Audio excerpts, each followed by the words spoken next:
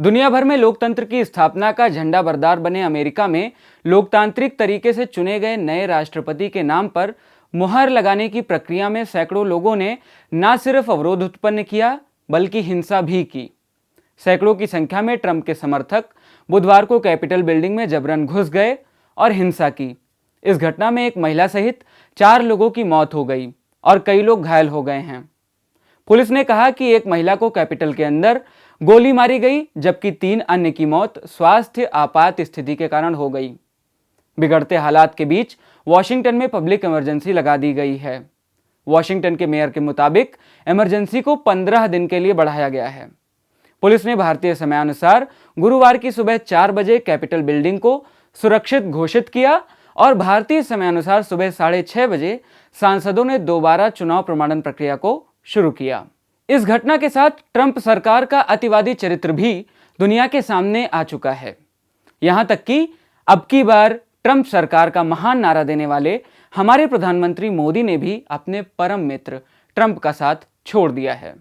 उन्होंने कहा, Washington DC में हिंसा और दंगे की खबरों से चिंतित हूं। सत्ता का सुव्यवस्थित और शांतिपूर्ण हस्तांतरण जारी रहना चाहिए।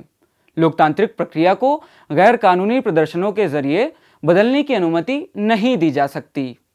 इस घटना और ट्रंप के रवैये से व्यथित व्हाइट हाउस के कुछ आधिकारिक पदाधिकारियों ने यह कहते हुए इस्तीफा दे दिया कि यह कदम अमेरिकी लोकतंत्र पर लगने वाला धब्बा है और इसलिए उनकी अंतरात्मा यानी मॉरल कॉन्शियंस उन्हें सरकार में किसी पद पर रहने की इजाजत नहीं देती। लेकिन मसला यह भी है कि यह मॉरल कॉन्शियंस तब कहां चला जाता है जब यूनाइटेड स्टेट्स ऑफ अमेरिका के राष्ट्रपति महिलाओं पर आपत्तिजनक टिप्पणी कर रहे थे, जब ट्रंप मुस्लिम देशों से आने वाले लोगों पर प्रतिबंध लगा रहे थे, जब अफ्रीकन अमेरिकन लोगों के विरुद्ध नस्लीय टिप्पणी कर रहे थे, जब सीरियन शरणार्थियों के लिए अमेरिका के दरवाजे बंद किए जा रहे थे और जब एक अश्वेत महिला को कम दिमाग वाला कहकर संबोधित किया जा रहा था।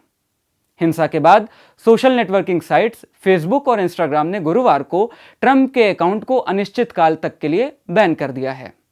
फेसबुक के सीईओ मार्क जकरबर्ग ने डोनाल्ड ट्रंप के खिलाफ एक्शन लिए जाने की जानकारी देते हुए फेसबुक पोस्ट में लिखा, पिछले 24 घंटे की चौंकाने वाली घटनाएं स्पष्ट रूप से दिखाती हैं कि राष्ट्रपति डोनाल्ड ट्रंप ने अपने निर्वाचित उत्तराधिकारी जो बाइडेन को सत्ता के शांतिपूर्ण और वैध ट्रांसफर को कमजोर करने के लिए कार्यालय में अपने बचे समय का इस्तेमाल करने का इरादा कर लिया है। कैपिटल बिल्डिंग में अपने समर्थकों के कामों की निंदा करने के बजाय अपने मंच का उपयोग करने के उनके फैसले ने अमेरिका और दुनिया भर में लोगों को परेशान किया है। हमने उनके बयानों को कल हटा दिया था क्योंकि हमें लगा था कि यह हिंसा को और अधिक बढ़ावा देने वाला है। यह पहला मौका नहीं है जब कैपिटल बिल्डिंग हिंसा का साक्षी बना हो।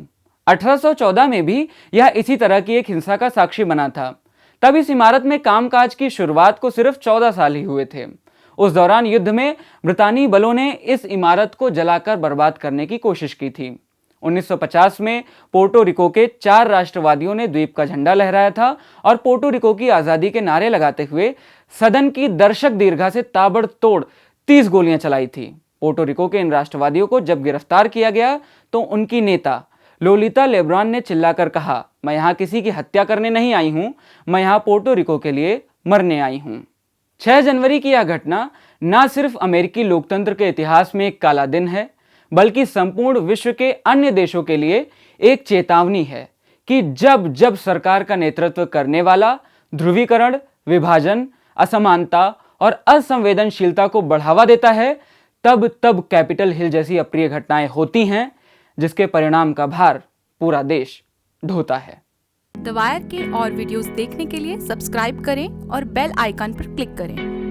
स्वतंत्र पत्रकारिता की आर्थिक मदद करने के लिए डिस्क्रिप्शन में दिए गए लिंक पर जाएं और अपनी राशि चुनें।